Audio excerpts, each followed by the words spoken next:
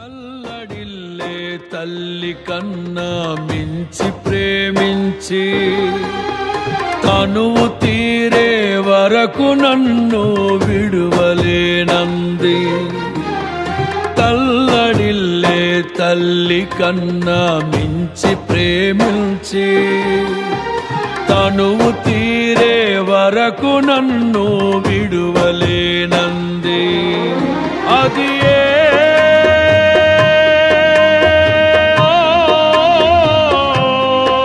నే గాయపరచిన వేళలో కన్నీరు కార్చిన ప్రేమగా నులివెచ్చనైనా ఒడికి చేర్చి ఆదరించిన ప్రేమయే నీ గుండెలో నన్ను చేర్చిన నీ అమరమైన ప్రేమయే నీ గుండెలో నన్ను చేర్చిన నీ అమరమైన ప్రేమయే. ఊహకందని ప్రేమలోన భావమే నీవు హృదయమందు పరవశించు గానమే నీవు.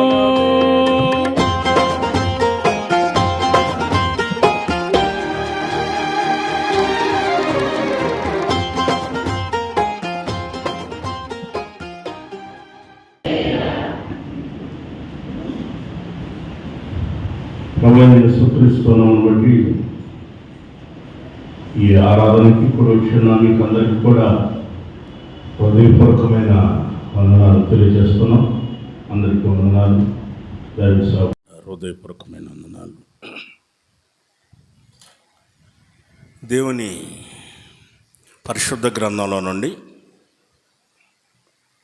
91వ కీర్తన,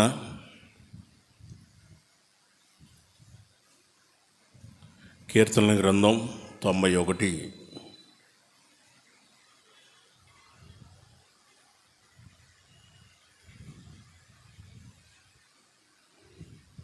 పదిహేనో వాక్యాన్ని మనం చదువుకుందాం. అతడు నాకు మొరపెట్టగా నేను అతనికి ఉత్తరం ఇచ్చేదను.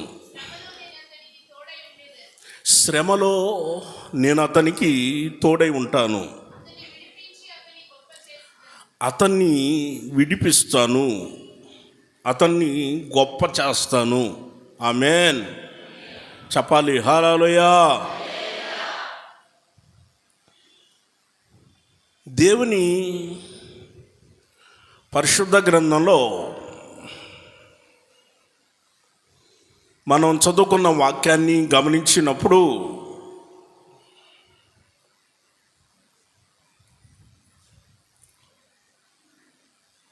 దేవుడు మనకు తెలియచేస్తున్న యొక్క మాట,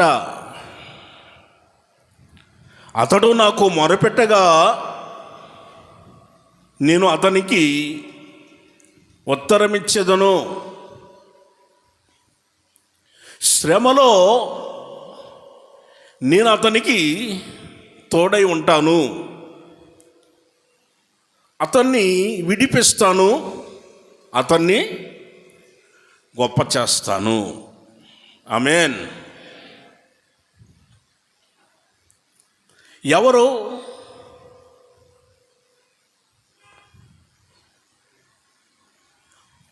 ఎవరు ఎవరు మొరపెట్టినప్పుడు ఆయన ఉత్తరం ఇస్తానంటున్నాడు. ఎవరికి శ్రమలో తోడే ఉంటానని ప్రభు ఆయన వాగ్దానం చేస్తున్నాడు. మరి విడిపిస్తానంటున్నాడు, గొప్ప చేస్తానంటున్నాడు. ఎవరిని? 91వ కీర్తన మొదటి వాక్యం.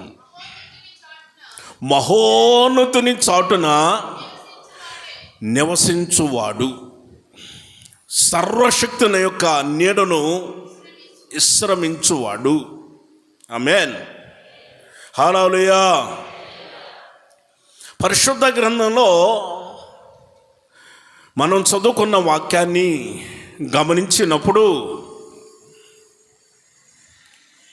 మహోన్నతుడైన దేవుడు మన ప్రభు ఎవరో మహోన్నతుడు. మహోన్నతుని చాటున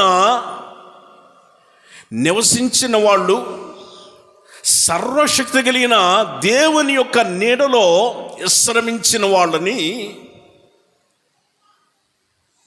దేవుడు అంటున్నాడు, అతడు నాకు మొరపెట్టగా నేను అతని మొర ఆలకించదను.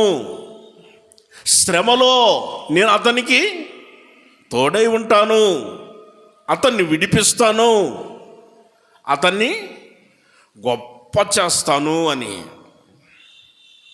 ప్రియా దేవుని బిడ్డలారా, సహోదరి సహోదరులారా, మహోన్నతుడును మహాగణుడును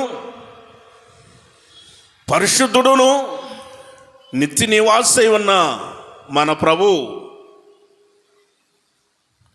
యెషయా గ్రంథంలో నేను చెప్పే మాటలు మీకు అక్కడ కనిపిస్తాయి.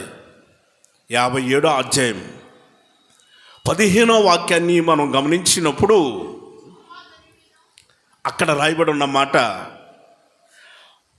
మహాగణుడును మహోన్నతుడును నిత్య నివాసై ఉన్న దేవుడు, పరిశుద్ధుడు, మహోన్నతమైన పరిశుద్ధ స్థలంలో నివసించే దేవుడు అయినను వినయము గల వారి యొక్క ప్రాణాన్ని ఉజ్జింపచేయటానికి, నలిగిన వారి యొక్క ప్రాణాన్ని ఉజ్జింపచేయటానికి వినయము గల వారి మధ్యలోను దీన మనస్సు గల వారి మధ్యలో నివసించే దేవుడు. ఆమేన్, హల్లెలూయా.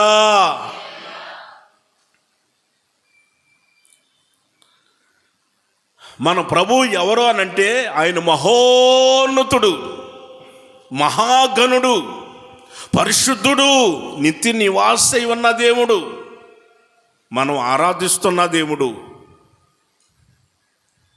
ఆయన ఎవరైతే నలిగిపోయి ఉన్నారో, సమస్యల చేత నలిగిపోయి ఉన్నారో వారి యొక్క ప్రాణాన్ని ఉజ్జింపచేస్తున్నాడు. ఎవరైతే వినయము కలిగి ఉంటున్నారో వారి ప్రాణాన్ని ఉజ్జింపచేస్తున్నాడు. దీన మనస్సు గలవారు ఉన్నారే, వినయము కలిగిన వారు, దీన మనస్సు కలిగిన వారు ఉన్నారే, వారి దగ్గరికి వచ్చి నివాసం చేస్తానంటున్నాడు. ఆమేన్, గట్టిగా చెప్పాలి, హల్లెలూయా.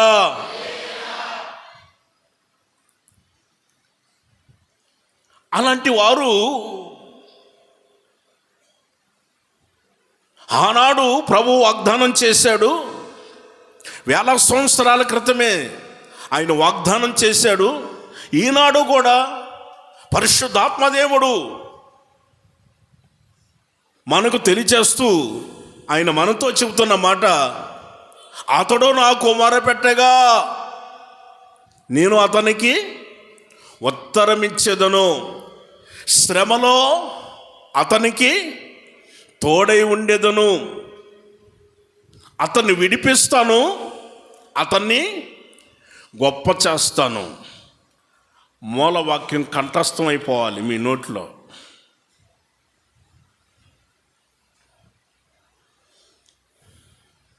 ఒక్కసారి ఆ వాక్యాన్ని చదివిన తర్వాత ఆ వాక్యం మనకు ఒక్కసారిగా ఆ వాక్యం ఒక్కసారిగా మనకు వచ్చేసేయాలి, కంఠస్థం అయిపోవాలి. ఇప్పుడు చెప్పండి, అతడు మొరపెట్టగా నేను అతనికి ఉత్తరమిచ్చేదను, శ్రమలో అతనికి తోడై ఉండేదను, అతన్ని విడిపించేదను, అతన్ని గొప్ప చేసేదను. ఆమేన్, హల్లెలూయా. మనం మొరపెట్టేవాళ్ళు, మనం మహోన్నతుని చాటున నివసించే వాళ్ళం, సర్వశక్తిగా దేవుని యొక్క నీడలో విశ్రమించే వాళ్ళం. చూడండి, ఇప్పుడు మనం ఒక నీడలో ఉన్నాం. ఆ నీడ ఏ నీడ? సర్వశక్తి కలిగిన దేవుని యొక్క నీడలోనికి వచ్చాం. దేవుని యొక్క నీడ ఇది, దేవుని యొక్క మందిరం యొక్క నీడ. ఆ నీడలో ఉన్నాం మనం, దేవుని యొక్క నీడలోనికి వచ్చాం. ఆయన రెక్కల నీడ. యెషయా వచ్చినప్పుడు ఆయన మందిరానికి దేవాలయంకి వస్తే ఆయన అంగి మొత్తం కూడా దేవాలయం అంతా కూడా నిండిపోయి ఉన్నట్లుగా ఆయన చూశాడు. మొత్తం నిండిపోయి ఉంది. ఆయన రెక్కల నీడలో మీకు ఆరోగ్యము కలుగునుగాక. ఆమేన్. గమనించండి, మనం మొరపెట్టినప్పుడు ఆయన ఆలకించే దేవుడు. మన దేవుడు మన ప్రార్థన ఆలకించే దేవుడు. కనుక శ్రమలో మనం ఉన్నామని మనం కృంగిపోకూడదు. సామెతల గ్రంథంలో ఒక మాట రాయబడి ఉంది. 24వ అధ్యాయము 10వ వాక్యాన్ని మనం గమనించినప్పుడు, శ్రమలు వచ్చినప్పుడు నువ్వు కృంగిన ఎడలా నువ్వు చేతగాని వాడివి. ఎలా ఉంటుందండి ఆ మాట? ఒకసారి చెప్పండి మీరు. నువ్వు చేతగానోడివి.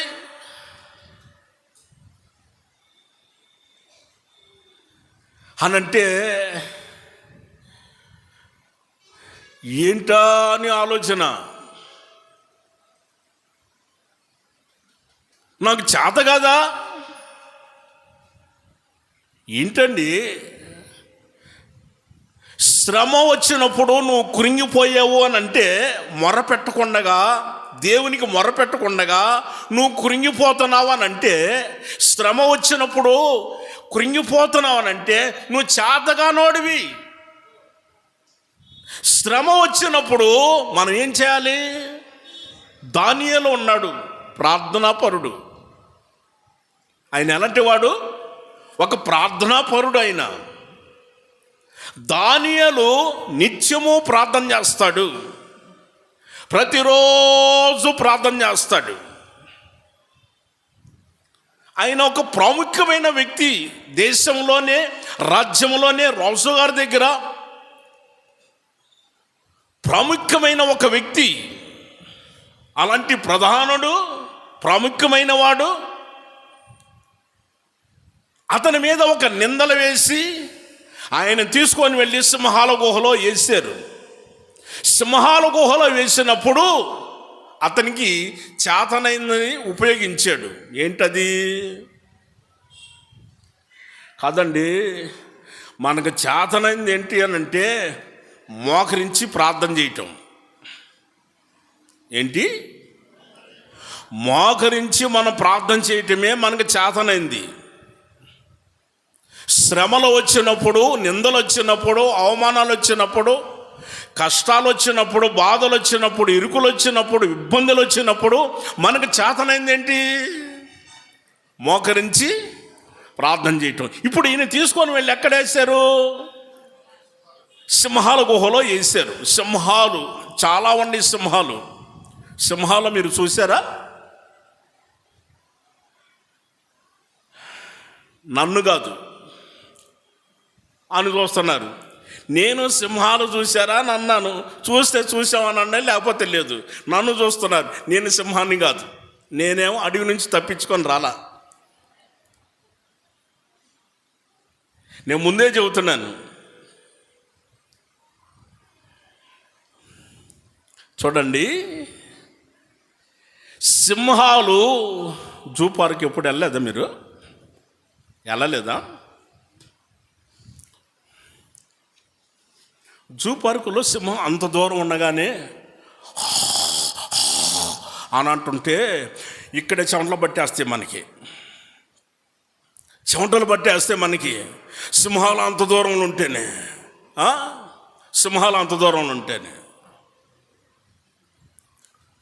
ఒక యవనస్తుడు జూ పార్క్కి వెళ్ళి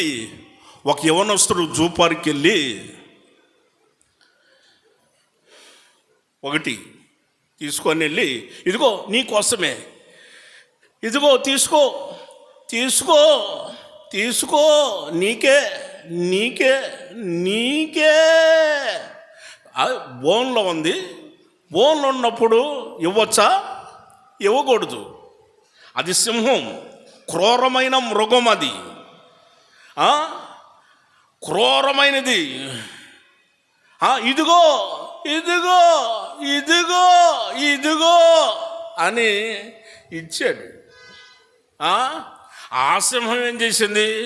ఒకవేళ నా కోసం చెయ్యి చాపాడేమో అని చెప్పేసి ఇంతవరకు కట్ చేసుకుంది చెయ్యి. అయ్యో చెయ్యి చెయ్యి చెయ్యి చెయ్యి, నేను ఇచ్చిన ఇదే తీసుకోవాలి కానీ చెయ్యి తీసుకోకూడదనంటే చెయ్యి కూడా తీసేసుకుంది. మీకు అర్థమైందా? ఒక వ్యక్తి, ఒక యవనస్తుడు ప్రేమలో పడ్డాడు. ప్రేమలో పడి ప్రేమలేఖలు రాసి ఇదిగో ఇదిగో నా ప్రేమ, ఇదిగో ఈ లేఖలా ఉంది, ఇదిగో అని అంటే ఏం చేస్తుంది అమ్మాయి? లెటరే కాదు, ఇదిగో కోసేస్తుంది, కట్ చేస్తుంది. తెలియక ఇదిగో ఇదిగో ఇదిగో. Praise the Lord. చెప్పాలండి హల్లెలూయా. జాగ్రత్త పడాలి. సింహాల దగ్గరికి వెళ్ళినప్పుడు కొంచెం జాగ్రత్తగా ఉండాలి. సింహాల దగ్గరికి వెళ్ళినప్పుడు కూడా జాగ్రత్తగా ఉండాలి. మనం ఎంత జాగ్రత్తగా ఉంటే అంత మంచిది.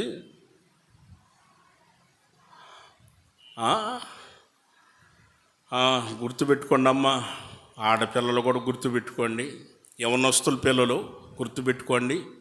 కన్న తల్లిదండ్రులు మిమ్మల్ని పెంచి పెద్దవాళ్ళని చేశారు. కన్న తల్లికి తెలుసు ఆ బాధ ఎలాంటిదో, కన్న తండ్రికి తెలుసు ఆ కష్టం ఎలాంటిదో. వాళ్ళు అంతా కష్టపడి పెంచిన తర్వాత వాళ్ళు రెక్కలు వచ్చినాయి కదా, ఇప్పుడు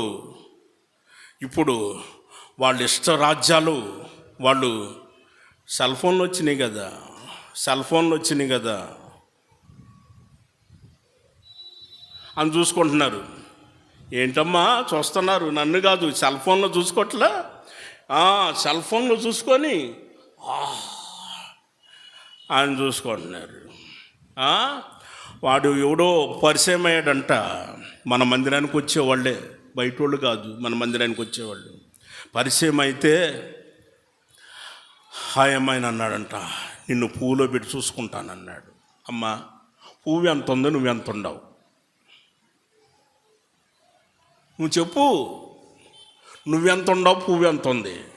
వాడు అన్నాడు నిన్ను పువ్వులో పెట్టి చూసుకుంటానని అన్నాడు. నువ్వేమనాలి? ఒరే పనికిమాలినోడా, పువ్వు ఎంత ఉంది, నేనెంత ఉన్నాను రా నువ్వంటే వాడు రెండోసారి నీకు ప్రేమ లేఖ ఇస్తాడా? నిన్ను పూలో పెట్టి చూసుకుంటానంటాడా? అనడు కదా. పూలో పెట్టి చూసుకుంటాడంట. అవ్వా, నన్ను పూలో పెట్టి చూసుకుంటాడంట. పూలో పెట్టి చూసుకుంటాడు కాదమ్మా, ముళ్ళల్లో పెట్టి చూసుకుంటాడు.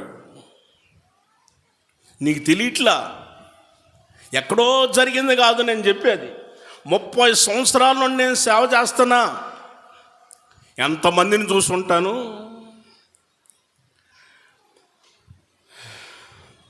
చక్కగా పెంచి పెద్ద చేస్తే వాడెవడో చెప్పాడని గుండెల్లో పెట్టి చూసుకుంటానంటే, పూలో పెట్టి చూసుకుంటానంటే ఆ అమ్మాయి నమ్మింది.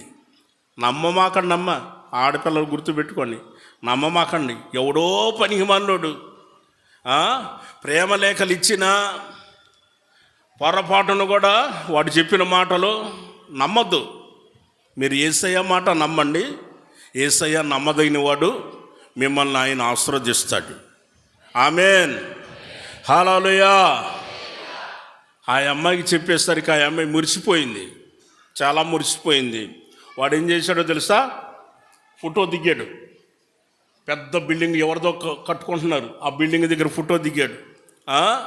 కారు, వైట్ కారు, కొత్త కారు కనపడితే ఆడ ఫోటో దిగాడు. బైక్ వచ్చింది కదా, ₹1,00,000 బైకు, ఆ బైక్ దగ్గర ఫోటో దిగాడు. ఆ ఫోటోలు పంపించాడు. ఆ అమ్మాయి చూసి, అబ్బా ఎంత పెద్ద బిల్డింగు, ఎంత పెద్ద కారు, తిరగటానికి కూడా బైకు, ఎంత బాగున్నది. తల్లిదండ్రులు చెప్పకుండా వెంటనే వెళ్ళిపోయి పెళ్లి చేసుకొని వచ్చారు. పెళ్లి చేసుకొని వచ్చిన తర్వాత మరి ఇంటికి తీసుకెళ్ళాలి కదా అబ్బాయి.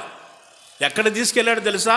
అమ్మ పాక, తాటాకులు పాక, రాజభవనం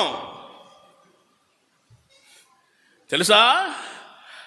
దాని కిటికీలు లేవు, ద్వారబంధరాలు లేవు, ఫ్యాన్లు లేవు, ఏసీ కాదు ఫ్యాన్ కూడా లేవు. తాటాకులు పాక ఏంటి ఇక్కడ తీసుకొచ్చావు?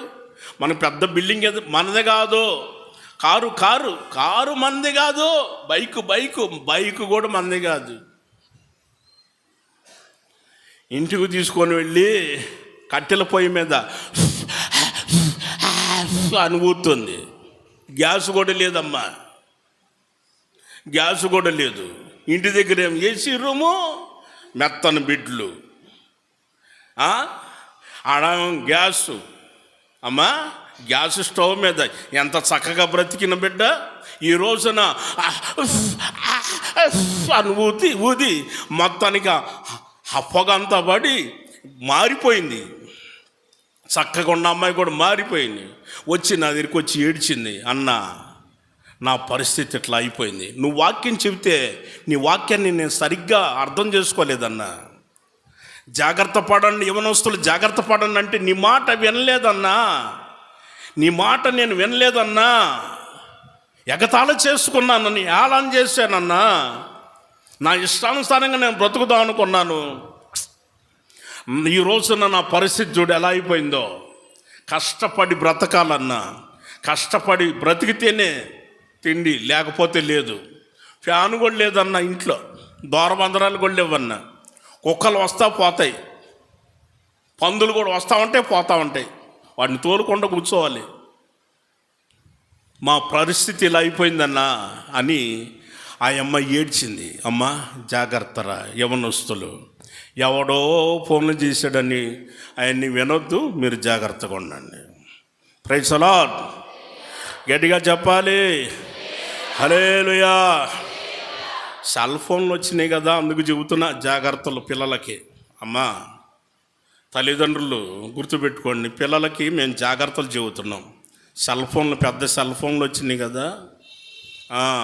ఆ ఫోటో పంపించింది అమ్మాయి అబ్బాయికి, ఆ ఫోటో. అబ్బా ఏం చక్కగా ఉంది. అసలు మేకప్ వేసింది, బాగా మేకప్ వేసి కలర్ వేసి రాసి చక్కగా ఆ ఫోటో పంపించింది. వాడు మురిచిపోయాడు. ఏం అందం, ఏం సౌందర్యం, నేను ఎప్పుడు చూడలేదు. ఇంత సౌందర్యమా, ఇంత చక్కగా ఉన్నావని చెప్పేసి మాట్లాడుకొని పెళ్లి చేసుకుందామని మందిరంలో పరిచర్య చేసే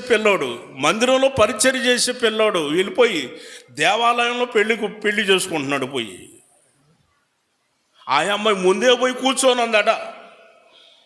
చెబుతాను వినండి, ముందే పోయి కూర్చుంది. వీడు వెళ్ళిపోయిన తర్వాత తాలుబట్టు కూడా కట్టేశాడు, అయిపోయింది. మీరు ఇప్పుడు తిరగాలి కదా, వాళ్ళు తిరుగుతారు కదా. ఎన్ని అడుగులు? 7 అడుగులా తిరగాలి కదా, 7 అడుగులు తిరగాలి కదా. తిరిగేదానికి ఆ అమ్మాయి లేవట్లేదు. అబ్బాయి లేచాడు కానీ ఆ అమ్మాయి లేవట్లేదు.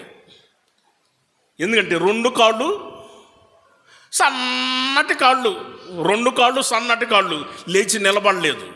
2 కాళ్ళు సన్నటి కాళ్ళు. ఆ అమ్మాయి అన్నది, నువ్వే తిరుగు, నువ్వు అక్కడే తిరిగి వస్తే సరిపోతుంది, నేను చెప్పానులే, ఆ సార్కి నేను చెప్పాను, నువ్వు తిరిగిరా అని చెప్పింది. వాడు ఒక్కడే తిరిగి వచ్చాడు.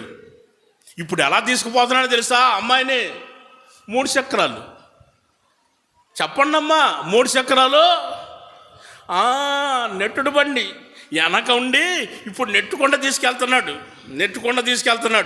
నెట్టేదానికి మాత్రం ఉపయోగించుకుంది. అమ్మ జాగ్రత్తలో నాయనా, మీరు కూడా జాగ్రత్త. ఆ ఫోటోలు చూసి మురిసిపోవద్దు నాయనా, ఫోటోలు చూసి మురిసిపోమాకండి. మనం ఎవరిని చూద్దాం? యేసయ్యను చూడాలి. Praise the Lord. గట్టిగా చెప్పాలి హల్లెలూయా. యేసయ్యను చూద్దాం. మనకి చేతనైంది ఏంటి? శ్రమలో వచ్చినప్పుడు మనకి చేతనైంది ఏంటి? మనకి చేతనైంది ప్రార్థన. ఇప్పుడు సింహాల గుహలో వేసినప్పుడు సింహాలు వచ్చినాయి అనుకుంటూ వచ్చినాయి. అప్పుడు సింహాలను చూసి ఈయన గడగడ వణిగిపోలా, భయపడలా. ఏం చేశాడు?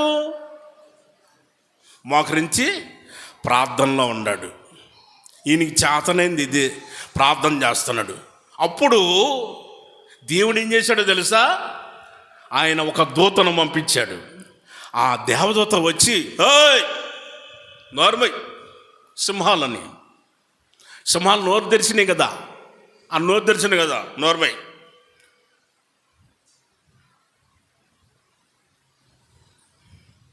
చూపే కానీ నోటి మాట లేదు. దానియేలు గ్రంథం 6వ అధ్యాయము 22వ వాక్యాన్ని మనం గమనించినప్పుడు ఆయన సాక్ష్యం ఇస్తున్నాడు.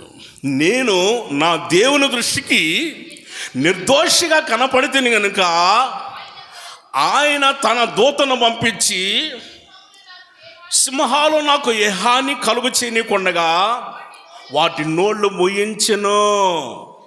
ఆమేన్, ఆమేన్, హల్లెలూయా.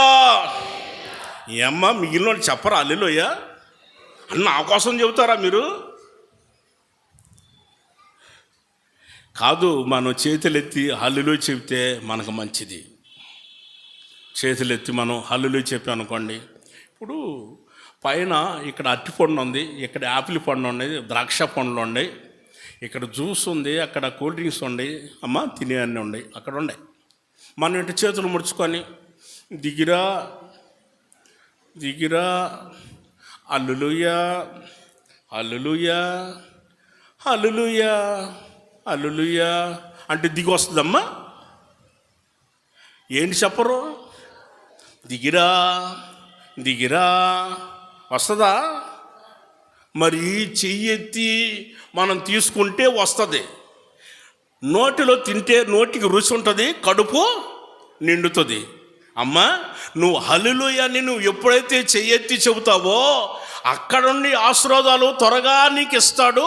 నీ నోటికి రుచిగా ఉంటుంది, కడుపు నింపబడుతుంది. ఆమేన్ చెప్పాలి హల్లెలూయా. మీరు చాలా మంచోళ్ళు, మంచి విషయాలు తెలుసుకుంటున్నారు. మీరు చాలా మంచోళ్ళు. మీరు ఒకటి, శ్రమ వచ్చినప్పుడు మనం ఏం చేయాలి? దేవునికి మొరపెట్టుకోవాలి. దేవునికి మనం మొరపెట్టినప్పుడు ఆయన మన ప్రార్థన ఆలకిస్తాడు. మన మొర ఆలకించే దేవుడు, మన ప్రార్థనలు ఆలకించే దేవుడు. మరొకరిని పరిశుద్ధ గ్రంథంలో మనం గమనించినప్పుడు అపోస్తుడైన పౌలు గారు తిమోతికి రాసిన 2వ పత్రిక 1వ అధ్యాయము 12వ వాక్యం.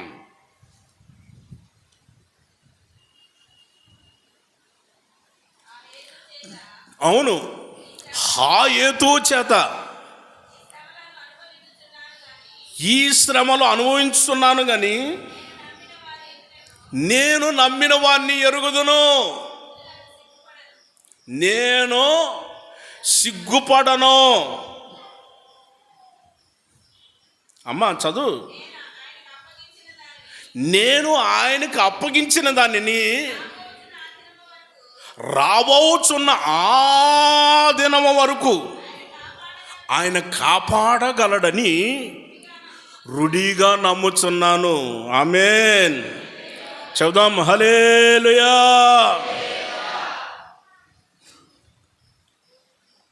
పరిశుద్ధ గ్రంథంలో మనం చదువుకున్న వాక్యాన్ని గమనించినప్పుడు అపోస్తుడైన పౌలు గారు ఆయన అంటాడు, ఆ హేతువు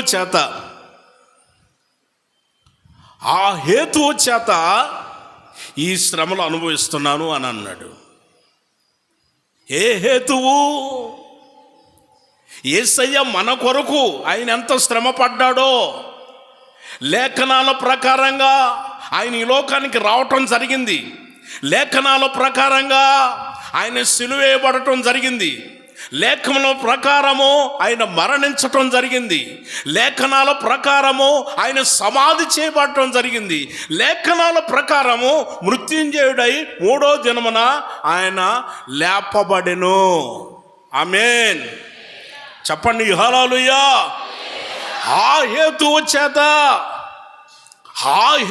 చేత ఈ శ్రమలు అనుభవిస్తున్నాను నేను. గమనించారా? నేను నమ్మిన వాడిని నేను పొరపాటును కూడా విడిచిపెట్టను. నేను ఆయన ఖచ్చితంగా ప్రకటిస్తాను. నేను సిగ్గుపడను. కొంతమంది సిగ్గుపడుతుంటారండి.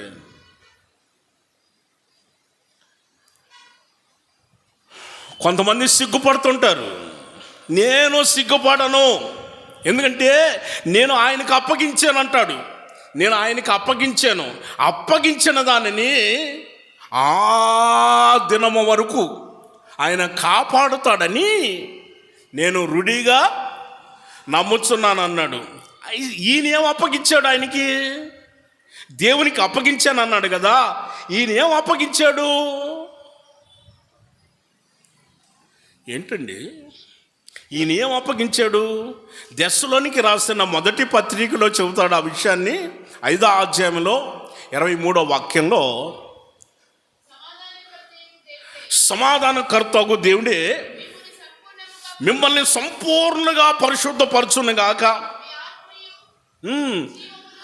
ఆత్మయు జీవమును శరీరమును మన ప్రభువైన యేసుక్రీస్తు యొక్క రాకడయందు నిందారహితముగా ఉన్నట్లుగా, సంపూర్ణంగా ఉన్నట్లుగా ఆయన కాపాడుబడునుగాక. ఆమేన్. మనం ఏం అప్పగిస్తున్నాము? ఆయన ఏం అప్పగించాడు ఆ రోజున? ఆయన ఏం అప్పగించాడు చెప్పండి? ఒకటి ప్రాణం, ఆత్మ, జీవం, ఇవన్నీ కూడా ఆయనకు అప్పగించాడు, దేవునికి అప్పగించాడు. అప్పగించినప్పుడు ఆయన కాపాడుతాడు. దేవునికి మనం అప్పగించుకోవాలి, మనం అప్పగించేయాలి, ఆయనకి అప్పగించేసేయాలి. మనకు ఈ లోకంలో అనేకమైన శ్రమలు వస్తాయి. ఆ హేతువు చేత ఈ లోకంలో మనకి శ్రమలు వస్తాయి. ఒక రోజున అపోస్తుడైన పౌలు గారిని ఆయన సువార్త ప్రకటిస్తున్నాడండి. దేవుని యొక్క రాజ్య సువార్తను ప్రకటిస్తున్నప్పుడు చాలామంది వచ్చి రాళ్ళు తీసుకొని ఆయన కొట్టారు. నేను చెప్పే మాటలు అపోస్తుల కార్యములు 14వ అధ్యాయంలో కనపడతాయి. 14వ అధ్యాయంలో రాళ్ళు తీసుకొని కొట్టారు. ఇక్కడ కొందరు శిష్యులు ఉన్నారు. వారు ఏం చేస్తున్నారు? శిష్యులందరూ వచ్చారు, వాడు దూరంగా ఉండి చూస్తున్నారు. జరిగేదంతా కూడా దూరంగా ఉండి చూస్తున్నారు. పౌలు గారు చనిపోయాడని ఆయన ఏం చేశాడో తెలుసా? కుక్కను కానీ ఊరు బయటికి ఈడ్చుకుంటూ పోయి ఊరి చివరన పడేశారండి. అక్కడ రాస్తున్నమాట, కుక్కని ఈడ్చుకుంటూ పోయి ఊరి చివరన పడేశారు. ఊరి చివరన పడేస్తే ప్రభు ఆయన బలపరిచాడు, బాగు చేశాడు, కనుక మరలా లేచాడు ఆయన. ఇప్పుడు శిష్యులందరూ కూడా కలత చెందారు, కలవరపడుతున్నారు. కొత్తగా వచ్చారే సేవకి, వాళ్ళు కలవరపడుతున్నారు, చాలా కలవరపడుతున్నారు. ఓరి బాబోయ్, పచ్చని చెట్టుకి ఎంత గతి పట్టింది. అంత పెద్ద దైవజనుడికి ఇంత మనమెంత కాదు తమ్ముడు, మనమెంత తమ్ముడు అని అంటే, అదే నాన్న నేను కూడా ఆలోచిస్తున్నా, గుండెలు బద్దలైపోతున్నాను. అవి చూస్తుంటే గుండెలు బద్దలైపోతున్నాను. ఆ వార్తలు ఏంటంటే, ఆ సంఘటనలంతా చూస్తుంటే గుండెలు బద్దలైపోతున్నాయి. అంత పెద్ద దైవజనుడికి అంత కర్మ వచ్చింది, అంత బాధలు వస్తే మనమెంత మనం సేవ చేద్దామా, లేకపోతే మరలా పోయి వల వేసి చేపలు పట్టుకొని మార్కెట్కి వేసుకుందామా, చేపలు పడదామా, పెడదామన్నా అన్నా, ఏంటన్నా చెప్పండి అన్నా అని ఒకటే ఆలోచన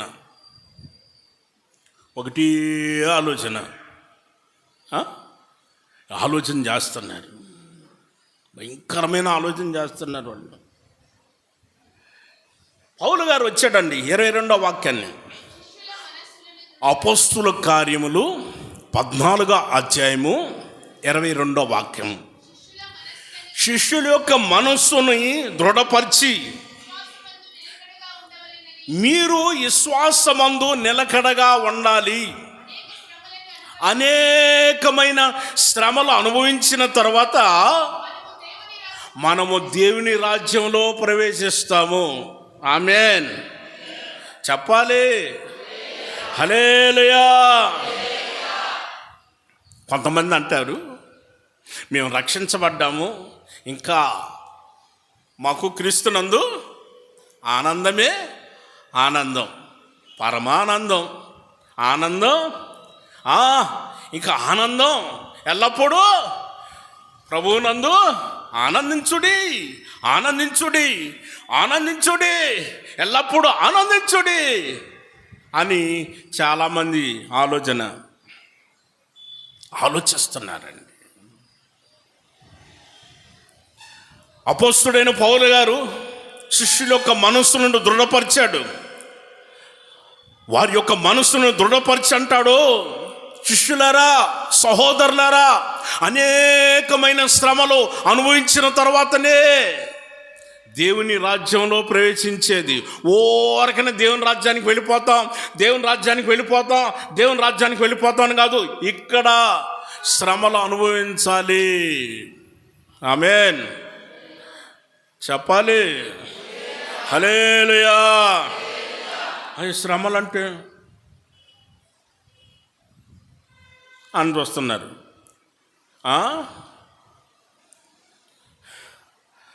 ఏమండి, ఆశీర్వదించునుగా కానంటే ఆమేన్ అని అంటారు. అమ్మా, అది ఎంత నిజమో ఇది కూడా అంతే నిజమమ్మా. ఆశీర్వాదాలు వస్తాయి అని అంటే అది ఎంత నిజమో ఇది కూడా అంతే నిజం. అది ఎంత ఉంటుందో ఇది కూడా అంతే ఉంటుంది. అయ్యాం ఎక్కువ రావాలంట, ఇయ్యాం తక్కువలో రావాలంట. కొంతమందికి ఇయ్యాం కొంచెం వస్తే చాలు. అయ్యేమో విస్తారంగా, తండ్రి విస్తారంగా దించు, ఆశీర్వదించు.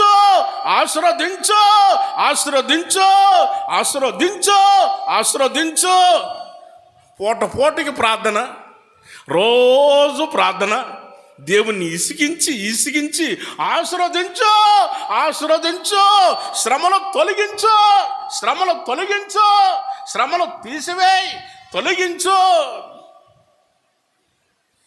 ఏమో తొలగించాలంట, అవి మాత్రం విస్తారంగా వచ్చి కూర్చోవాలంట. కాదమ్మా, బైబిల్ గ్రంథం అలా చెప్పలా. ఇవి ఎంతో అవి కూడా అంతే సమానంగానే ఉంటాయి. అవి ఎంత ఉంటాయో ఇవి కూడా అంతే ఉంటాయి. అసలు కాదండి, మనిషి పుట్టింది దేనికి కాదు. మీకు ఒక విషయం తెలుసా? మనిషి పుట్టింది దేనికి? తినటానికా? తినటానికా? మనిషి పుట్టింది దేనికి? అందమైన వస్త్రాలు, అందమైన వాహనాల్లో తిరగటానికి, అందమైన భవనాల్లో నివసించటానికా? మనిషి పుట్టింది దేనికి? వాక్య ప్రకారంగా యోబు గ్రంథం 5వ అధ్యాయం, యోబు గ్రంథం 5వ అధ్యాయము 6-7 వచనాలు. శ్రమ ధూళిలో నుండి పుట్టదు, బాధ అనేది భూమిలో నుండి మొలవదు.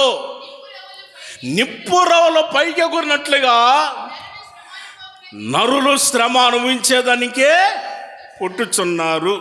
ఆమేన్ చెప్పాలి. హల్లెలూయా.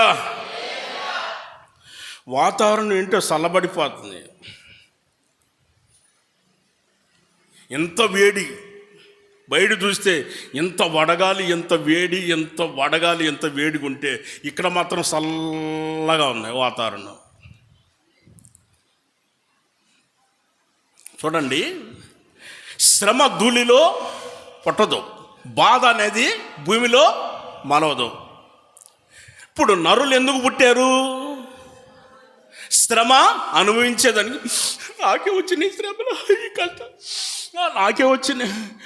పక్కింటోళ్ళకి చెప్పి, ఎదిరింటోళ్ళకి చెప్పి, వాళ్ళకి చెప్పి, దాని పోయేవాడిని కూడా పిలిచి, ఇన్ని శ్రమలు వచ్చినాయి, ఇన్ని కష్టాలు వచ్చి నన్ను ముక్కు పిండి పిండి ఎంత లావన అయిపోయింది. ముక్కు అండి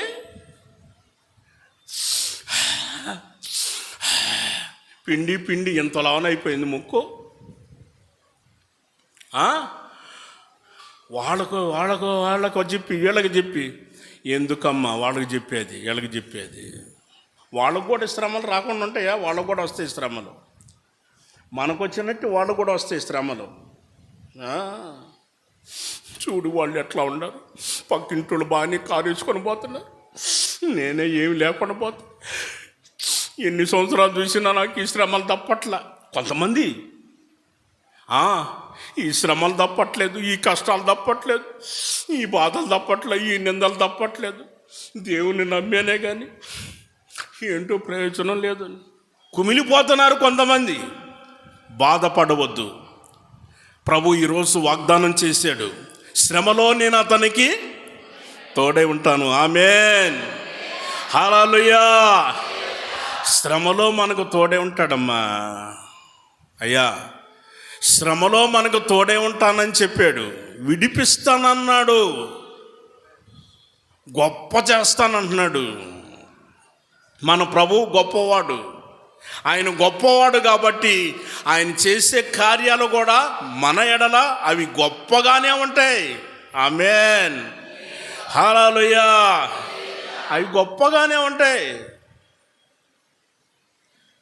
ఇప్పుడు శిష్యుల యొక్క మనసును దృఢపరిచి ఓరకనే వాళ్ళు అనుకుంటున్నారు, వాళ్ళు ఏమనుకుంటున్నారంటే ఇంకేముంది, ఆనందం, సంతోషం.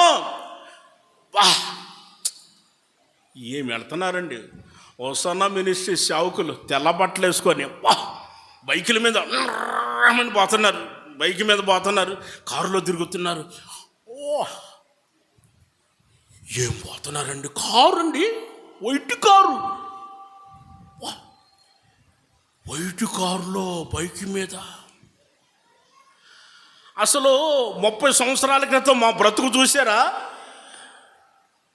30 సంవత్సరాల క్రితం నిడుబ్రోల్లో 15 మంది వచ్చేవాళ్ళు, నిరుపేద విశ్వాసులు. చెయ్యాడితే కానీ డొక్కాడదు వాళ్ళకి. ఆ రోజుల్లో 5 పైసలు ఉన్నాయి, 10 పైసలు ఉన్నాయి, 20 పైసలు ఉన్నాయి. పెద్దవాళ్ళు చెప్పండి, ఉన్నాయా లేవా? కొత్త తరానికి తెలియదు అనుకోండి, యవనస్తుల పిల్లలకు తెలియదు. అమ్మ మీకు తెలుసా? 20 పైసలు చూసారా? 5 పైసలు చూసారా? చూడలేదమ్మా. మీరు ఎప్పుడు చూశారు? ఆ 5 పైసలు 10 పైసలు కానుకేస్తే ఆదివారం రోజున మొత్తం నాకు 2 రూపాయలు అయ్యేది. 2 రూపాయలు కానుకొచ్చేది. ఈ 2 రూపాయలకి ఏమొస్తుందో చెప్పండి, తెచ్చుకుంటా పోయి. ఏమొస్తుందో చెప్పండి. బియ్యం వస్తాయా? కూరగాయలు వస్తాయా? చికెన్ వస్తుందా? చేపలు వస్తాయా? ఏంటో చెప్పట్లా, ఒకటి కూడా చెప్పట్లేదు. ఏమొస్తాయమ్మా? ఏమీ రావు. ఆ 2 రూపాయలు కూడా ఏమీ రావు. చెప్పులు అప్పట్లో మాకు సైకిల్ కూడా లేదు, కాలినడక నడుచుకుంటూ వెళ్ళేవాళ్ళం. రబ్బర్ చెప్పులు రోడ్డు ప్రక్కన అమ్ముతారు కదా, 12 రూపాయలు పెట్టి రబ్బర్ చెప్పులు కొనుక్కోలేక అది బొట్టినేల దగ్గర తెగిపోతే దానికి పిన్నిస్ పెట్టుకునేవాళ్ళం. అది అంతవరకు తెగిపోతే అరికాల దగ్గర అరిగిపోయేది. అయినా కానీ వాటిని వేసుకొని అలాగనే తిరిగాం. ఒకప్పుడు ఏమీ లేదు, ఒకప్పుడు చాలా కష్టాలు పడ్డాం. దేవుడు ఈ రోజున ఆశీర్వదించాడు. ఆమేన్. చెబుదాం గట్టిగా హల్లెలూయా. దేవుడు ఆశీర్వదించాడండి. ఇప్పుడు చూస్తున్నారు, బైక్ మీద తిరుగుతున్నాడు పాస్టర్ గారు, లగ్జరీ అనుభవిస్తున్నాడు. అబ్బా ఏమి కారు అండి, ఏమి తిరుగుతున్నారండి. ఒరే బాబు, ఆ రోజున మమ్మల్ని అడగొచ్చు కదా, ఆ రోజు వచ్చి మమ్మల్ని చూడవచ్చు కదా. ఆ రోజున చినిగిపోయిన బట్టలు వేసుకొని తిరిగాం. బట్టలు కొనుక్కునే దానికి లేదు, లాల్చి కొనుక్కునే దానికి లేదు, ప్యాంటు కొనుక్కునే దానికి లేవు. ఆ రోజున చాలామంది వచ్చి అడిగారు, ఏంటండి చినిగిపోయిన అంటే అది మోడల్ అని చెప్పేవాడిని.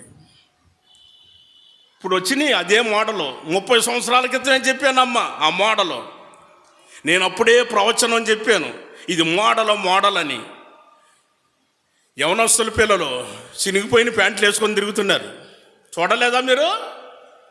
మంచి ప్యాంట్లేమో ఖరీదు తక్కువ, చినిగిపోయిన ప్యాంట్లేమో ఖరీదు ఎక్కువ. చినిగిపోయిన ప్యాంట్లండి.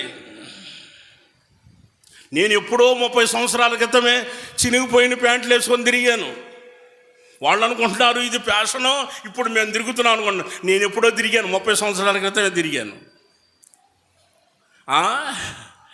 లేక ఆ కష్టాలు ఆ శ్రమలు అనుభవించాం. Praise the lord. చెబుదాం హల్లెలూయా. దైవజనులు, మన ఆత్మీయ తండ్రి యేసన్న గారు ఆయన పడిన కష్టాలను చెప్పేవాడు, ఆయన పడిన బాధలు చెప్పేవాడు. యేసన్న గారు పడిన బాధల్లో మేము ఎంతే అనుభవించింది. ఆయన ఎంత అనుభవిస్తే వాటిలో మేము ఎంతే అనుభవించింది. ఎంతే అనుభవించాం. ఒకప్పుడు ఏమీ లేని పరిస్థితిలో, తిండి లేని పరిస్థితి, ఒకప్పుడు త్రాగటానికి కూడా లేదు. సువార్త కోటానికి వెళితే మాకు అన్నం పెట్టిన వాళ్ళు కూడా లేరు. సువార్త కోటానికి వెళితే దారిని వస్తా పంపు నీళ్లు పంపు, ఒకసారి పంపు కొట్టుకొని నీళ్లు తాగి కడుపు నిండా నీళ్లు తాగి ప్రభా నీకు స్తోత్రమయ్యా, ఈరోజు రాత్రికి నైనా కడుపు నిండా నీళ్ళు ఇచ్చినందుకు స్తోత్రము తండ్రి. ఈ రోజున నీళ్లు తాగడానికి కష్టం, ఇంత అన్నం తినాలంటే మాకు ఇంతే పెట్టారు. మాకు అన్నం ఇంత కావాలి, ఇంత కాదు, ఇంత కావాలని కాదండి. మనకిచ్చిన దానిలోనే చాలు, అంత అవసరం లేదు. మొక్కుంటేనే అయ్యారికి ముద్ద నోట్లో పోతుంది, మొక్కలనేది ముద్ద నోట్లో బాదు. ఒకప్పుడు మాకు పచ్చిమిరపకాయల పచ్చడి కూడా లేదు. ఒకప్పుడు కారం వేసుకొని తిన్నాం. ఒకప్పుడు నీళ్లు పోసుకొని, ఆ అన్నంలో నీళ్లు పోసుకొని ఉల్లిపాయ నంచుకొని తిన్నాం. పెద్ద ఉల్లిపాయ నంచుకొని తిన్నాం. చాలు, దేవుడు ఇచ్చాడు, అంతవరకు చాలు, దేవుడు మనకిచ్చాడు. క్రీస్తునందు ప్రియ దేవుని బిడ్డలారా, ఒకప్పుడు శ్రమలు అనుభవించాం, ఒకప్పుడు కష్టాలు ఉన్నాయి, ఒకప్పుడు దేవుడు మనల్ని ఆ పరిస్థితుల్లో నడిపించాడు. ఆయన అంటాడు, శ్రమలో నేను అతనికి తోడే ఉంటాను, అతన్ని విడిపిస్తాను, అతన్ని గొప్ప చేస్తానన్నాడు. ఆమేన్. చెప్పాలి హల్లెలూయా. యేసు ప్రభు 12 మందిని పిలుచుకున్నాడు. ఎంతమందిని? 12 మందిని పిలుచుకున్నాడు. వారు శిష్యులుగా యేసు ప్రభుని వెంబడిస్తున్నారు. తెల్ల బట్టలు వేసుకొని మంచిగా నడిపించబడుతుంటే 70 మంది చూశారు.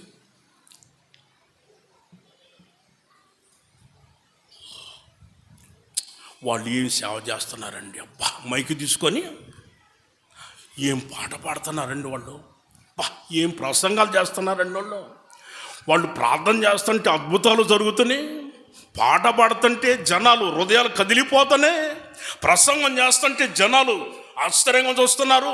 ఎక్కడ మీటింగ్ పెట్టినా వేల మంది లక్షల మంది జనాలు వస్తున్నారు. మనం కూడా సేవకి వెళదాం. యేసయ్యా మేము కూడా సేవకు వస్తామయ్యా, ఉద్రేకంతో వచ్చారు, మేము కూడా సేవకు వస్తామయ్యా, మేము కూడా సేవకు వస్తామనంటే సరే రమ్మన్నాడు. 70 మంది కూడా వచ్చారు, సేవకు వచ్చిన తర్వాత యేసు ప్రభు ఇట్లానే కూర్చోబెట్టి ప్రసంగం చేస్తున్నాడు. శిష్యులారా వినండి, నా శరీరాన్ని తిని నా రక్తం త్రాగిన వాడే నిత్య జీవము కలిగిన వాడు అని యేసు ప్రభు ప్రసంగం చేశాడు. 12 మంది బాగానే కూర్చొని ఉన్నారు, 12 మంది ఆలోచనలో ఉన్నాడు. ఆయన శరీరాన్ని తినాలా, ఆయన రక్తాన్ని తాగాల,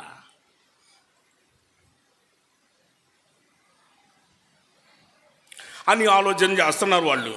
తర్వాత యేసు ప్రభుని అడుగుదాం, ఏకాంతంగా ఉన్నప్పుడు యేసు ప్రభుని అడుగుదాన్ని వాళ్ళు రెడీగా కూర్చొని ఉన్నారు, సిద్ధంగా ఉండాలి. ఈ 70 మంది ఉన్నారు చూసారా, ఈ 70 మంది.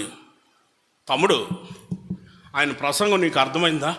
అదేనన్నా నేను ఆలోచించాను, ఆయన శరీరం తింటం ఏందన్నా, ఆయన రక్తం తాగటం ఏందన్నా, మనమేం రాక్షసులమా మనుషులమా? ఆయన కంటికి ఎలా కనిపిస్తున్నామన్నా మనం? కఠినమైన మాట అన్నారా లేదా? ఏంటమ్మా యోహాను సువార్త ఆరాధ్యానమ్మా నేను చెప్పేది, యోహాను సువార్త ఆరాధ్యంలో నేను చెప్పే మాటలు కఠినమైన మాట. ఆయన చెప్పే మాటలో కఠినమైన మాట, యేసు ప్రభు చెప్పిన మాటలు అంటే కఠినమైన మాటలు అంట. ఏంటి తమ్ముడు చూసేది, ఇంకా ఆలోచన చేస్తావు, ఇంకేంది నువ్వు ఆలోచన చేసేది? సర్దుకో, సూటికేసి సర్దు, తీసుకో. సూటికేసి అంటనే సర్దుకున్నారు, బయలుదేరి వెళ్ళిపోతున్నారు. ఇక బయలుదేరి వెళ్ళిపోతున్నారు. 70 మంది వెళ్ళిపోతుంటే ఈ 12 మంది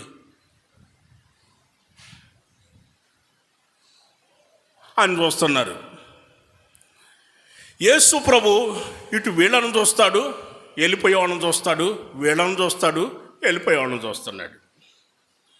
వాళ్ళు వెళ్ళిపోయారు, 70 మంది వెళ్ళిపోయారు, 12 మంది ఉన్నారు. యేసు ప్రభు 12 మందితో అంటాడు, శిష్యులారా మీరు కూడా వెళ్ళిపోవాలనుకుంటున్నారా అని అన్నాడు. అప్పుడు పేతురు గారు ఏమన్నాడు? అయ్యా మేము ఎక్కడికి వెళతామయ్యా, నీ మాటలు నిత్య జీవపు మాటలు గలవు. దేవునికి స్తోత్రం చెప్పాలి. ఇంకోసారి చెప్పండి, హల్లెలూయా. నేను ఈరోజు కొద్దిగా మాటలు కొంచెం మీకు కొద్ది మాటలు చెప్పాలని ఆశపడుతున్నాను. దేవుని యొక్క మాటలు మీకు కొంచెం చెప్పి బలపరచాలి. ఇంత అన్నం పెడితే ఎవరైనా ఒప్పుకుంటారా? ఎవరైనా సరే చెయ్యి ఎత్తి చూపించండి, మీ పేరు రాసుకుంటాను. నేను అన్ని చోట్ల చెబుతాను, ఫలానామా ఆమె చెప్పింది ఇంత అన్నం పెడితే చాలు అన్నది అనా, ఇంత అన్నం పెడితే సరిపోద్ది అన్నాడు ఆయన. ఎవరైనా సరే ఎంత అన్నం ఎవరైనా పెడితే ఒప్పుకుంటారా? ఒప్పుకోరు. ఎంత అన్నం పెట్టాలి, ఎంత అన్నం పెడితే చాలు, ఓకే చాలు అని అంటాడు. ఇప్పుడు నేను అంత దూరం నుండి వచ్చాను, ఇంత అన్నం పెట్టిపోవటం మంచిది కాదు. ఇప్పుడు బలమైన ఆహారం పుష్టిగా సమృద్ధిగా పెట్టాలని మా ఆశ. ఆమేన్. చదువు గట్టిగా హల్లెలూయా. కనుక ఆ దేవుని మాటలో మీరు ఒకసారి వినండి. మీరు కూడా వెళ్ళిపోవాలనుకుంటున్నారా అని అంటే ఏమన్నారు? నిత్య జీవపు మాటలు కలిగిన వాడవయ్యా, మేము ఎక్కడికి వెళతామయ్యా, మేము ఎక్కడికి వెళతామని అన్నారు. వాళ్ళు వెళ్ళలేదు, వాళ్ళు ఇక్కడే ఉన్నారు. ఎన్ని శ్రమలైనా, ఎన్ని కష్టాలైనా, ఎన్ని బాధలు వచ్చినా కానీ వాళ్ళు అలాగనే నిలబడిపోయారు. ఉద్రేకంతో వచ్చారే. సేవండే సేవ, సేవ సేవ సేవ సేవ. మేము కూడా సేవ చేస్తున్నాం. సేవ అండి, సేవ సేవ చేస్తున్నాం, మేము కూడా సేవ చేస్తున్నాం, సేవ అనుకుంటూ వచ్చారు. ఏమండి, కష్టాలు వచ్చినప్పుడు, శ్రమలు వచ్చినప్పుడు, ఇరుకులు వచ్చినప్పుడు, ఇబ్బందులు వచ్చినప్పుడు చలో ఏంటంటే చెప్పరా, చలో ఇంటికి, ఇంటికి చలో ఇంటికి. ఎవరి ఇళ్ళకి వాళ్ళు వెళ్ళిపోయారు. ఈ 70 మంది వెళ్ళిపోయారు. వెళ్ళిపోయిన వాళ్ళు మరలా తిరిగి వచ్చినట్లుగా ఎక్కడైనా ఆనవాళ్ళు మీకు కనిపించాయా?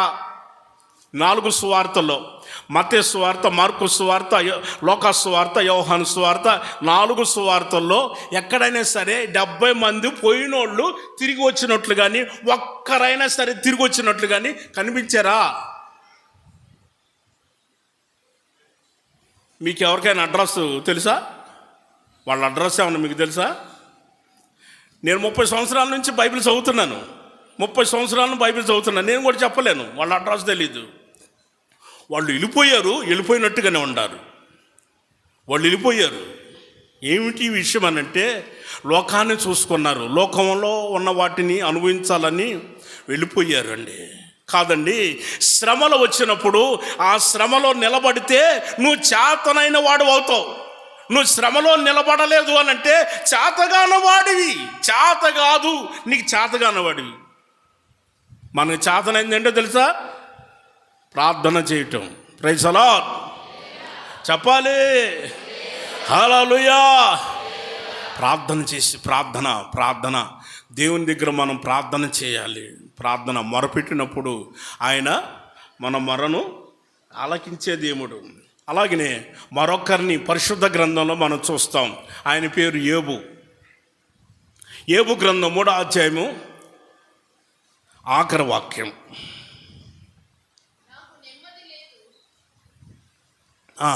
ఆయన అంటాడు, నాకు నెమ్మది లేదు, నాకు సుఖం లేదు, నాకు విశ్రాంతి లేదు, నాకు శ్రమయే నాకు సంభవించింది.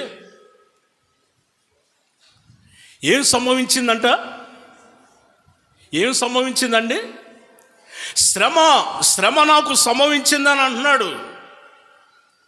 మాకు గమనించండి, ఎందుకు? ఈయన ఒక యథార్థవంతుడు. ఈయన గురించి పరిశుద్ధ గ్రంథంలో రాయబడి ఉన్న వాక్యాన్ని మీరు రాసుకోండి. చదవని అవసరం లేదు, టైము వెళ్ళిపోతుంది. నేను స్పీడ్కి వెళ్ళిపోతున్నాను, స్పీడ్ పెంచుతున్నాను. 1వ అధ్యాయము 1 నుంచి 3 వాక్యాల వరకు. యోబు యథార్థవంతుడు, న్యాయవంతుడు, దేవుని యందు భయభక్తులు కలిగిన వాడు, చెడుతనం విసర్జించిన వాడు. భూమి మీద అతని వంటి వాడు లేడు. ఈయన తూర్పు దిక్కున జనులందరిలో అతడే గొప్పవాడు. అయితే శోధకుడు వచ్చి, సాతానుడు శోధించి ఆయన జీవితంలో సమస్తం అన్నీ కోల్పోయేటట్టు చేశాడు. అంత మాత్రమే కాకుండా శరీరం మీద కూడా ఆయనకు వ్యాధి వచ్చేటట్టు చేశాడు. ఇన్ని వచ్చినప్పుడు కూడా, ఓ ప్రక్కన 10 మంది పిల్లలు చనిపోయినప్పుడు కూడా ఆయన ఒకటే మాట చెప్పాడు, యెహోవా ఇచ్చెను, యెహోవా తీసుకొని పోయెను, ఆయన నామానికి స్తుతి కలుగును గాక అని మాట్లాడాడు. ఏమ్మా, చాలా బాగా చెప్పావు అమ్మా. మరి మన ఇంట్లో ఒకరు ఎవరైనా చనిపోతే ఆ మాట అంటున్నావా? ఒక్కసారి ఆలోచన చేయి. మన ఇంట్లో కానీ ఎవరైనా ఒకరు చనిపోతే ఆ మాట అంటున్నామా? దేవుడు నాకు అన్యాయం చేశాడు, దేవుడు నాకు అన్యాయం చేశాడు, దేవుడు నాకు అన్యాయం చేశాడు, నా ఇంట్లోనే దొరికాడా, ఈ వ్యక్తినే తీసుకుపోవాలా, ఈ వ్యక్తినే, ఇంక లోకంలో లేరా, ఊర్లో లేరా జనాలు, నా ఇంట్లోనేనా? అయ్యో, దేవుడు నాకు అన్యాయం చేశాడు, అన్యాయం చేశాడు. అమ్మా, ఒక్కరు చనిపోతేనే పెద్ద రాధాంతం చేస్తున్నావే. 10 మంది పిల్లలమ్మ, 10 మంది పిల్లలు చనిపోతే ఆయనకి ఎంత దుఃఖం ఉండాలో ఒకసారి ఆలోచించి. 10 మంది పిల్లలు ఆయన అంటాడు, యెహోవా ఇచ్చెను, యెహోవా తీసుకొని పోయాను, ఆయన నామానికి స్తుతి కలుగును గాక అని అన్నాడు. దేవుడు ఆ మాట మెచ్చుకున్నాడు. బా, ఇంత శ్రమలో కూడా ఇంత ఓర్పా, శ్రమలో నేను అతనికి తోడై ఉంటాను, అతన్ని విడిపిస్తాను, అతన్ని గొప్ప చేస్తాను. 42వ అధ్యాయం, యోబు గ్రంథం 42వ అధ్యాయం 12వ వాక్యం. యెహోవా యోబుని మొదట ఆశీర్వదించిన దానికంటే రెండోసారి అధికముగా ఆశీర్వదించెను.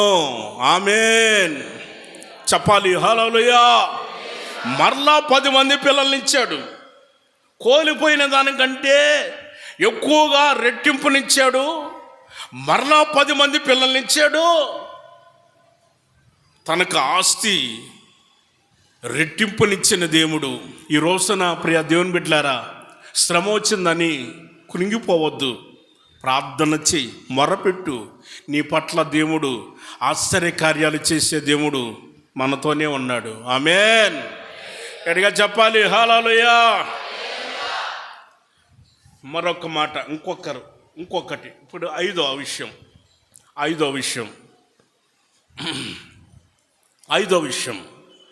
ఐదవదిగా ఏమిటనంటే, సమయంలో రాసిన మొదటి గ్రంథం 1వ అధ్యాయము 10-11 వచనాలు.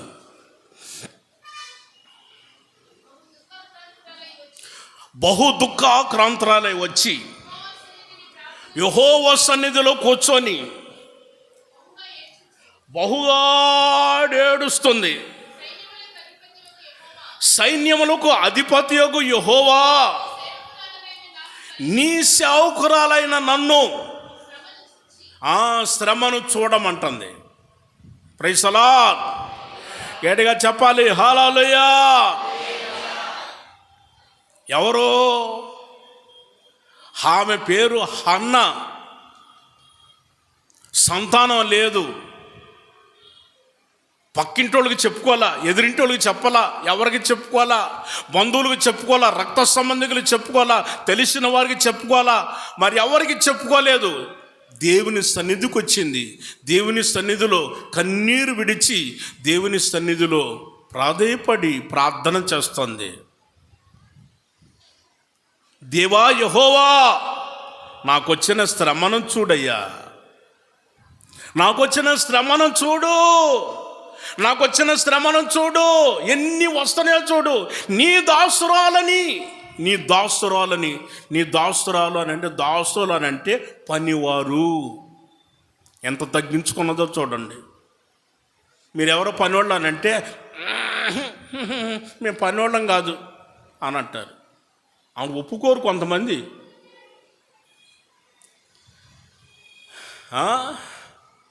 దాసులు అని అంటే పనివారు. ఆమె తగ్గించుకున్నది, హన్నా తగ్గించుకున్నది, దేవుని దగ్గర ప్రాధేయపడుతుంది. అయ్యా ఒక్క మగ పిల్లవాడిని అయ్యా, నా శ్రమను చూడయ్యా, ఒక్క మగ పిల్లవాడిని అయ్యా, నీ సేవ కోసం ఇచ్చేస్తానయ్యా. ఇవ్వు తండ్రి అని ప్రార్థన చేస్తే శ్రమను చూసిన దేవుడు వెంటనే ఏం చేశాడు? 20వ వచనం, ఆ అధ్యాయం పూర్తి కాకమునిపే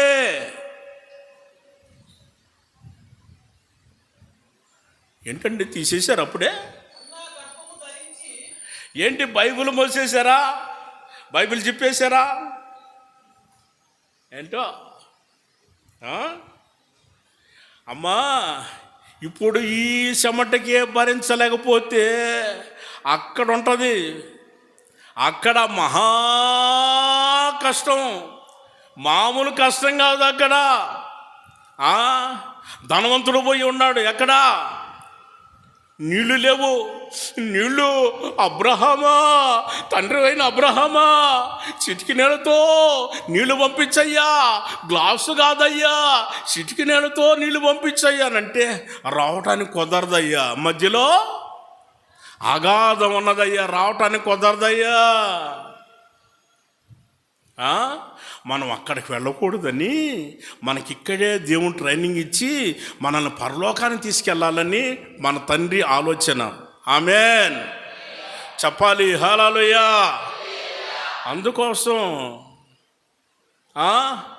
అందుకోసం పౌలు గారు ఏమన్నాడు?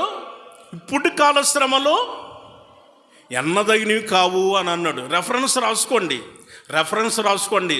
రోమాపత్రిక 8వ అధ్యాయము 18వ వచనం.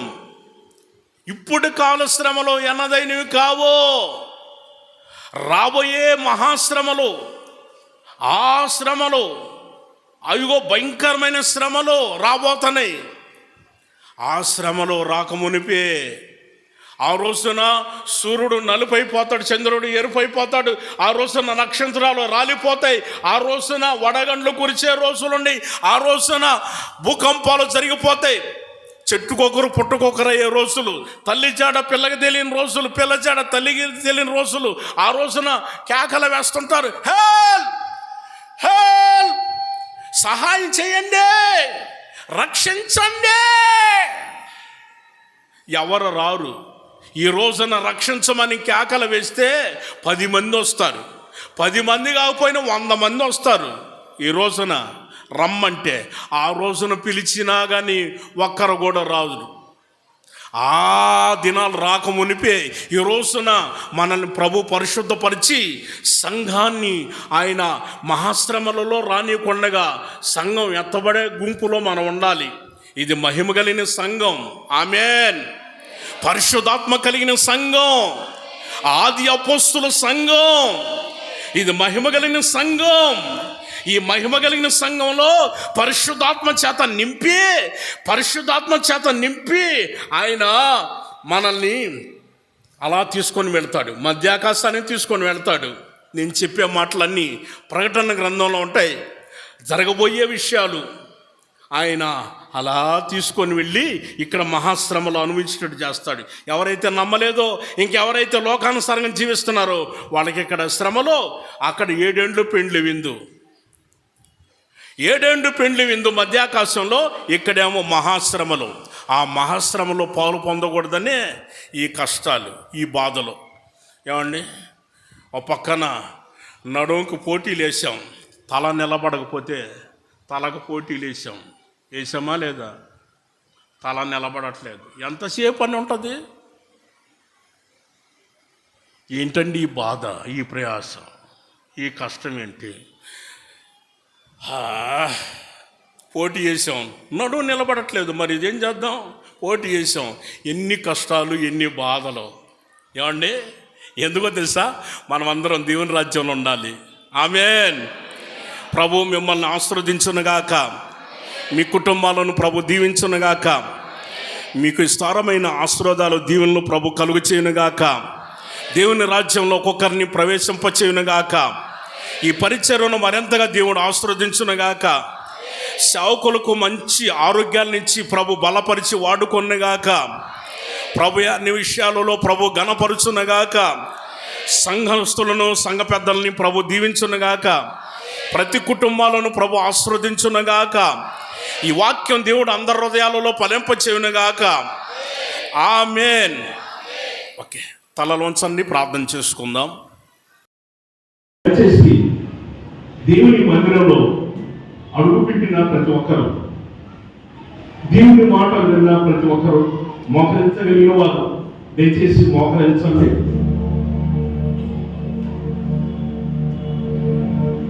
దయచేసి మోకరించగలిగిన వారు మోకరించండి, ప్రార్థన చేసుకుందాం. ఈనాడు ఈ దినాల్లో జరిగే ప్రతి విషయాన్ని కూడా గమనించిన వాడు మన ప్రభు. మన జీవితాల్లో కలవరంతో నిండి ఉంటే, ఆవేదనతో నిండి ఉన్నప్పుడు, మనకు వచ్చిన శ్రమను చూసిన దేవుడు ఈ రోజున మనతో ప్రభు మాట్లాడాడు. ఆయన మాట్లాడిన ప్రతి మాట ఒక శ్రేష్టమైన మాట. అతడు నాకు మొరపెట్టగా నేను అతనికి ఉత్తరం ఇచ్చేదను, శ్రమలో నేను అతనికి తోడై ఉంటాను, అతను విడిపిస్తాను, అతన్ని గొప్ప చేస్తాను. ఈ రోజున ప్రియమైన సహోదరుడా, దేవుని బిడ్డ, దేవుడు నిన్ను ప్రేమించాడు.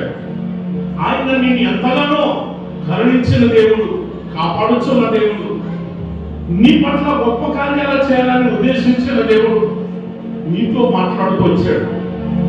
ఒక శ్రేష్టమైన మాటలు ప్రభు అనుగ్రహించారు. శ్రమ మన జీవితాల్లో వచ్చినప్పటికీ ఆయన మనకు తోడే ఉండే దేవుడు. శ్రమ వచ్చినప్పుడు మనం కృంగిపోకూడదని ఈరోజు మనతో మాట్లాడుతూ వచ్చారు. దానియేలు ప్రార్థనా పరుడు. ఆయన ఎప్పుడు ప్రార్థన చేసేవాడు, దేవుడికి మొరపెట్టేవాడు. ఆయన ఎప్పుడు కృంగిపోలేదు. ఆయన చేతనైంది ప్రార్థన చేయడం. సింహాల గుహలో ఆయన వేసినా కానీ పొరపాటును కూడా ఆయన బాధపడలేదు. సింహాల గుహలో ఉన్నప్పుడు పొరపాటును కూడా కలత చెందలేదు.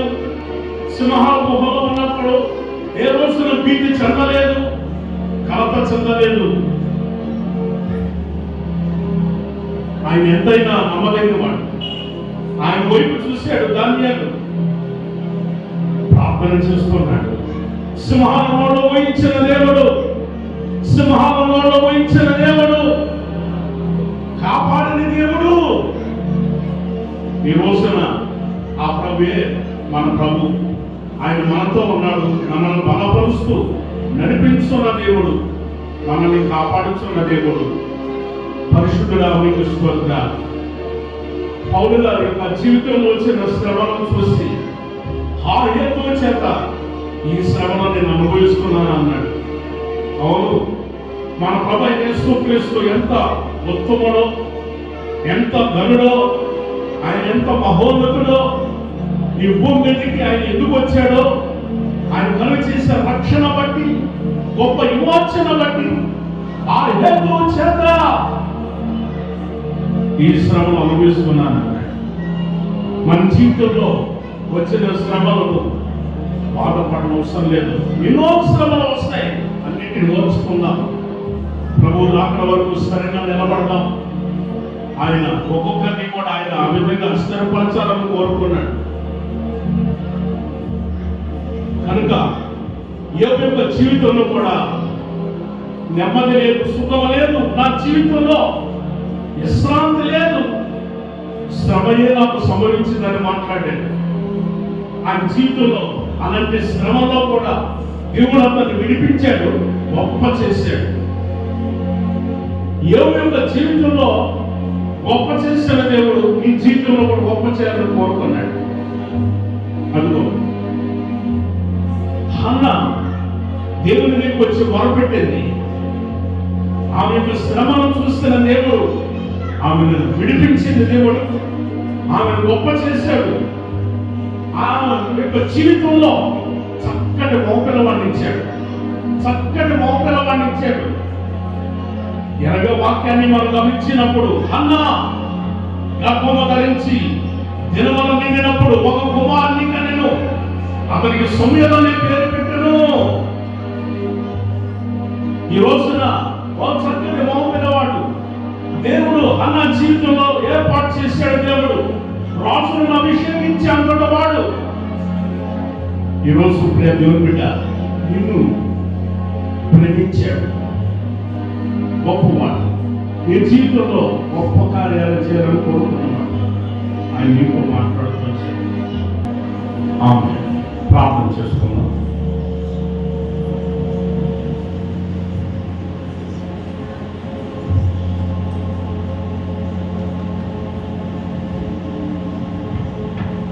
మహోన్నతుడు మహాగరుడ పరిశుద్ధుడు మీ ఘనమైన ఉన్నతమైన నామాన్ని బట్టి స్తోత్రం చెల్లిస్తున్నాం స్వామి. గడిచిన కాలం అంతా ప్రభా మీ ఆరోగ్యకరమైన రెక్కల నీడలో మమ్మల్ని అందరినీ భద్రపరిచి కాపాడినందుకు స్తోత్రం చెల్లిస్తున్నాం.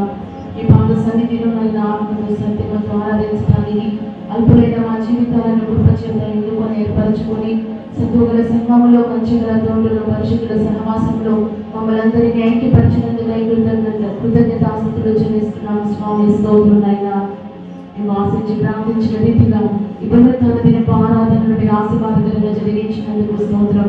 ప్రారంభం నుండి ముగింపు వరకు ఆత్మస్వరూపిగా పరిశుద్ధాత్మ దేవుడుగా మీ సేవకులను బలపరిచి అనేక విషయాలు మీరు మాకు తెలియపరిచి ఆధ్యాత్మిక జీవితంలో మరలా మమ్మలను పురిగొల్పినైనా పనులు జీవింపజేసినందుకై మరొకసారి మీకు కృతజ్ఞతాస్తుతులు చెల్లిస్తున్నాము స్వామి.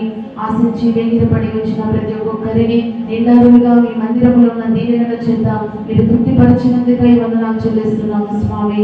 మీరు ఆత్మ సమీపిస్తున్న కడవరి దినాలలో విశ్వాస యాత్రలో ఎదురవుతున్నటువంటి నైనా శ్రమల్లో మేము ఏ విధముగా స్పందించి మీ ఎందుకు నైనా సమీపస్తులుగా మార్చబడవలేనో అనేక మంది భక్తుల జీవితాల ద్వారా మీరు మాకు తెలియపరిచినటువంటి అనేక దివ్యమైన సంగతులను బట్టి మరొకసారి వందనాలు చెల్లిస్తున్నాము స్వామి.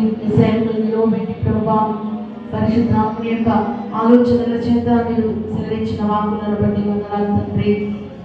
నాకు మొరపెట్టుకో నేను నీకు ఉత్తరమిచ్చేదను, శ్రమలో అతనికి తోడై ఉంటానని, అతన్ని విడిపించి గొప్ప చేసేదనని అభయమిచ్చిన వాక్కులను బట్టి మరోసారి వందనాలు చెల్లిస్తున్నాం.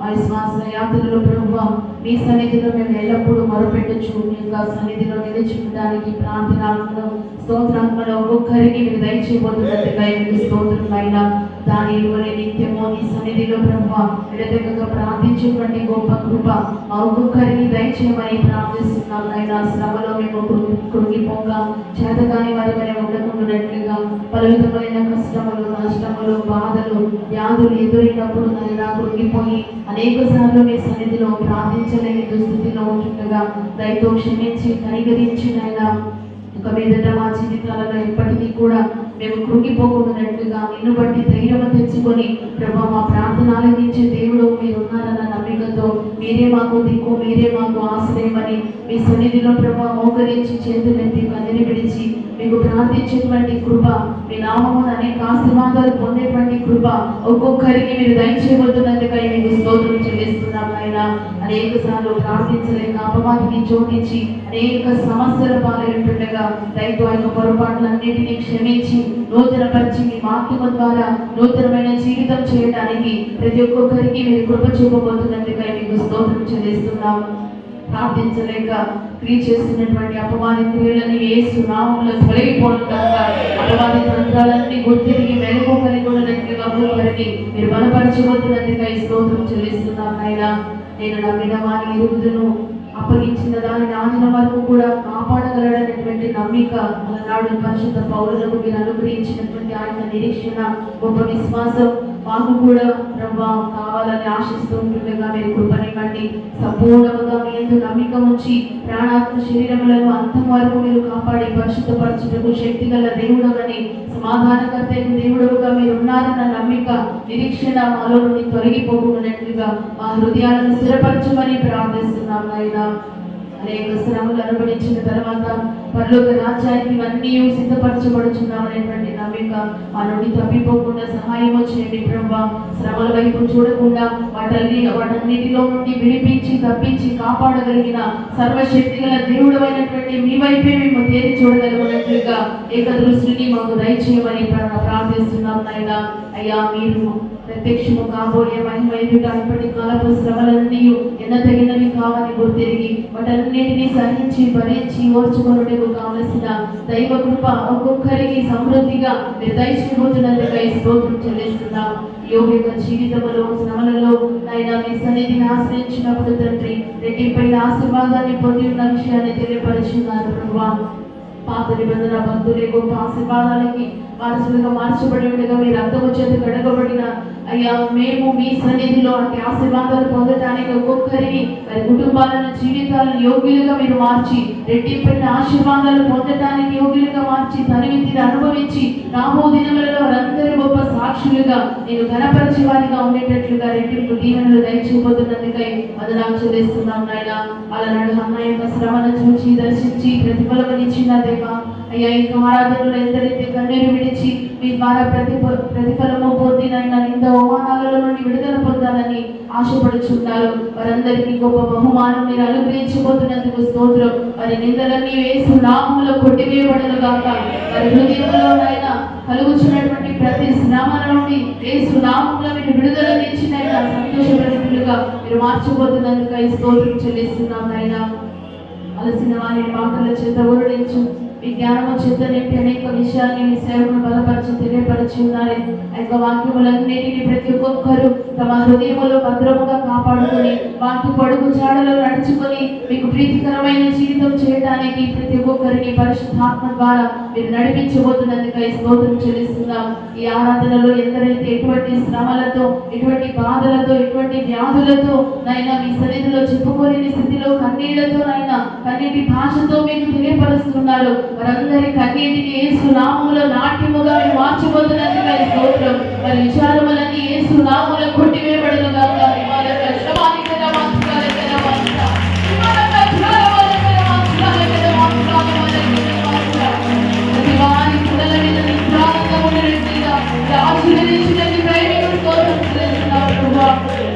అనేక సార్లునైనా శ్రమల వైపు చూసి అనేక మంది అధైర్యపడి ఉంటుండగా ప్రభా, ఇక మీదటనైనా లోకం వైపు, మనుషుల వైపు, శ్రమల వైపు, అపమాన స్త్రీల వైపు మనసు నిలుపకుండా వాటన్నిటిలో నుండి నైనా విడిపించి జయించుటకు మార్గము చూపించుచున్నటువంటి మీ వైపే తేరి చూస్తూ మీ వాక్యమును హత్తుకొని జీవించే భాగ్యాన్ని ఒక్కొక్కరికి మీరు దయచేయబోతున్నందుకై స్తోత్రం చెల్లిస్తున్నాం.